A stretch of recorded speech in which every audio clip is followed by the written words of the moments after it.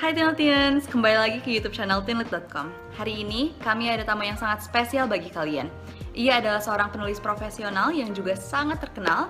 Ia telah merilis lebih dari 10 buku, di antaranya sudah banyak yang menjadi bestseller.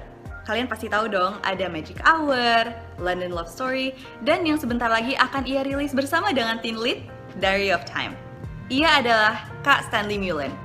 Hari ini ia akan berbagi bersama kita beberapa tips-tips dan pengalamannya bagaimana cara menjadi penulis yang berkualitas. Yuk kita simak bersama. Hai semua, nama saya Stanley Mullen. I'm a writer. Mungkin sebagian tahu, sebagian nggak tahu. Berpikir siapa sih Stanley Mullen ini? Oke, kalian bisa googling saya. Dan mungkin juga bingung kenapa saya pakai masker. Ini sebenarnya saya sengaja pakai ini untuk sekedar mengingatkan atau menandakan bahwa video ini dibuat pada saat pandemi corona tengah melanda Indonesia. Jadi di April 2020 dan juga sekaligus untuk mengingatkan kita semua agar tetap menjaga kesehatan dengan pakai masker kayak gini, rajin cuci tangan, menjaga jarak dan juga menjaga pola hidup sehat. Berdasarkan pengalaman saya sebagai penulis dari tahun 2012, di mana saya sudah menghasilkan kurang lebih 11 apa 12 buku ya. Saya akan share beberapa pengalaman saya. Di episode kali ini saya akan membagikan tips tentang menjadi penulis berkualitas. Nah, soal penulis berkualitas tentu kita akan berdebat panjang di situ. Kayak apa sih penulis berkualitas itu gitu? Apakah dari sisi penjualan, apa dari sisi tata bahasa yang bagus, yang baik dan benar? Saya nggak mau berdebat di sana gitu karena akan panjang sekali dan nggak akan ada ujungnya gitu. Tapi apa yang akan saya bagikan adalah berdasarkan pengalaman saya, bagaimana saya berhubungan dengan dunia penerbit industri buku ini gitu, bagaimana saat itu tanggapan editor, tanggapan pembaca dan sebagainya. Jadi saya coba rangkum, ya mungkin nggak sempurna tapi semoga bermanfaat ya. Bagi saya menjadi penulis berkualitas itu yang pertama adalah dan sudah pasti adalah suka membaca. Ini harus banget gitu. Bagi kalian yang penulis baru dan ingin terjun ke dunia menulis, kalian sudah harus suka membaca buku. Nggak harus buku sih, apa aja gitu. Yang penting suka membaca ya gitu. Karena seorang penulis tanpa dia suka membaca itu ibarat seorang penerjun payung tapi dia takut ketinggian, takut pesawat, takut terbang. Kan lucu ya.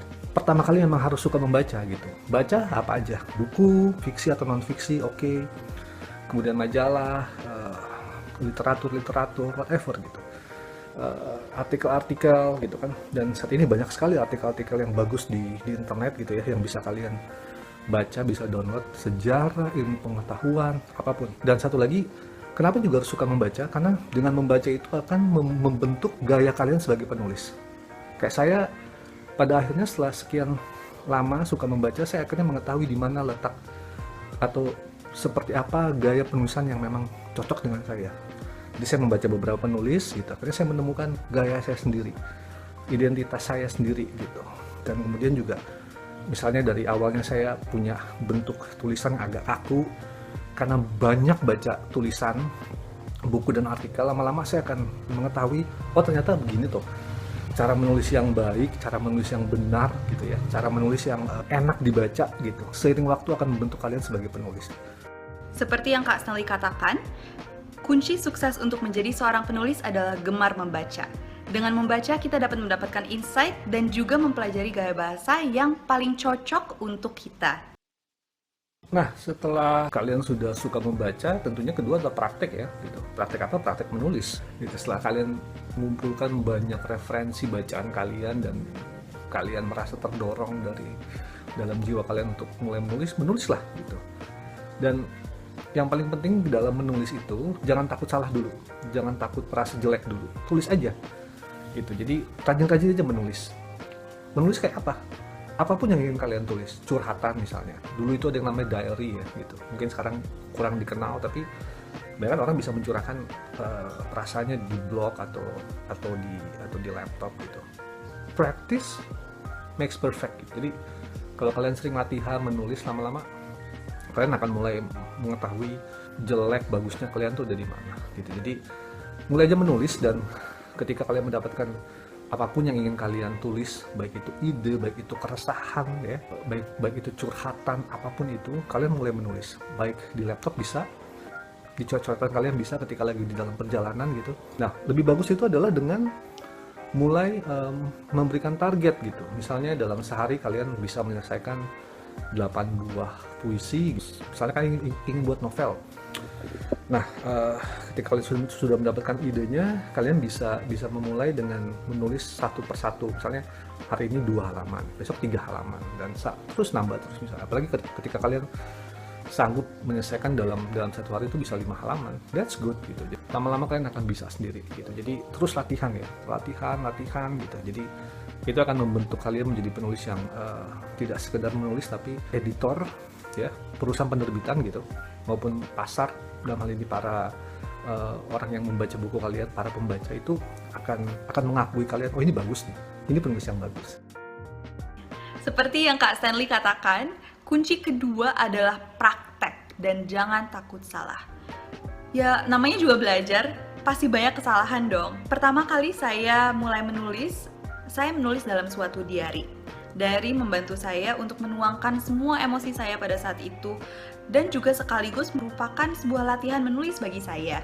Dari hal tersebut, saya dapat dengan mudah menemukan gaya bahasa yang sangat cocok untuk saya.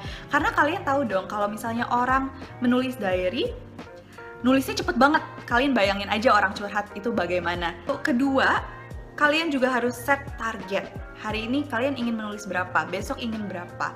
Lalu semakin lama seharusnya target tersebut semakin meningkat. Lama-kelamaan kemampuan menulis kalian akan semakin meningkat.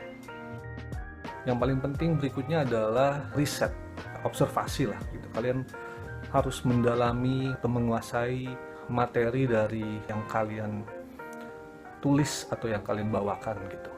Kalian harus juga menguasai banyak diksi, kata-kata. Jadi tidak sekedar kata-kata umum, tapi juga kata-kata lain yang serupa atau mirip dengan itu.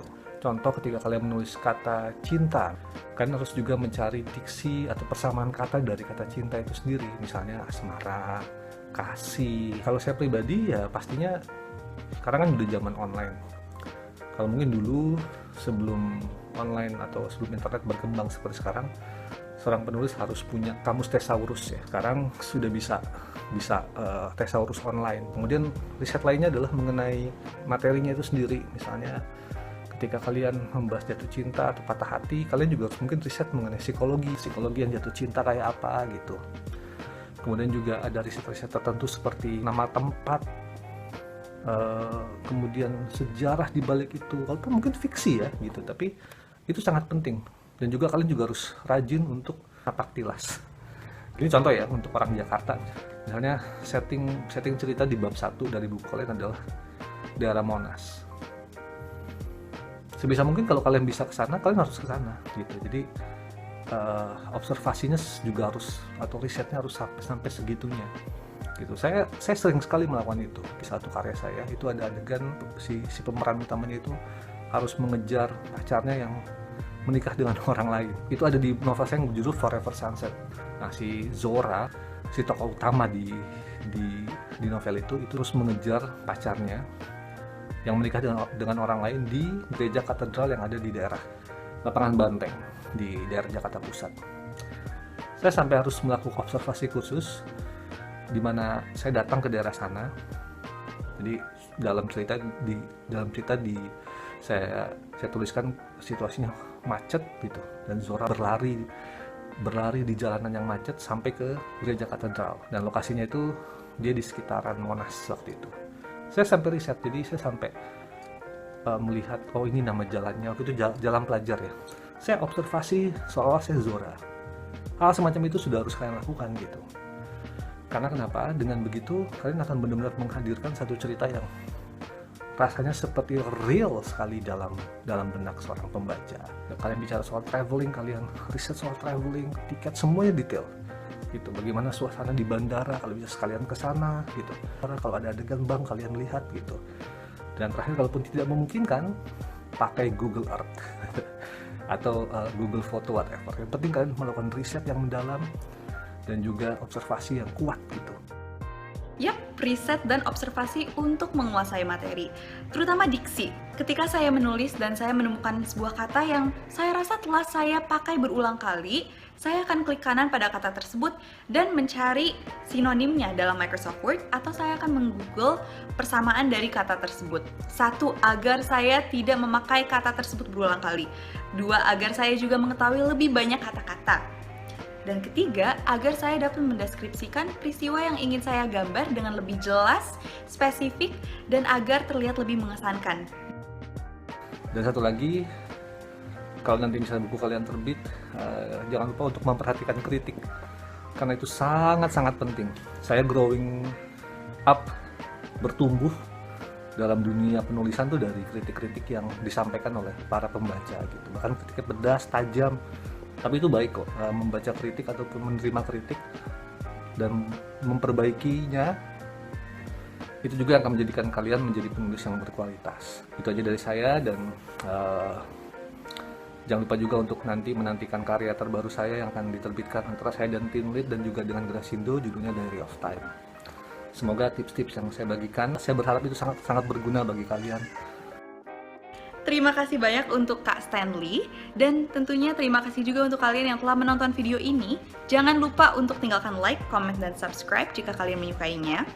Dan jangan lupa stay tuned untuk buku terbaru Kak Stanley yang sebentar lagi akan keluar di Gramedia, yaitu Diary of Time.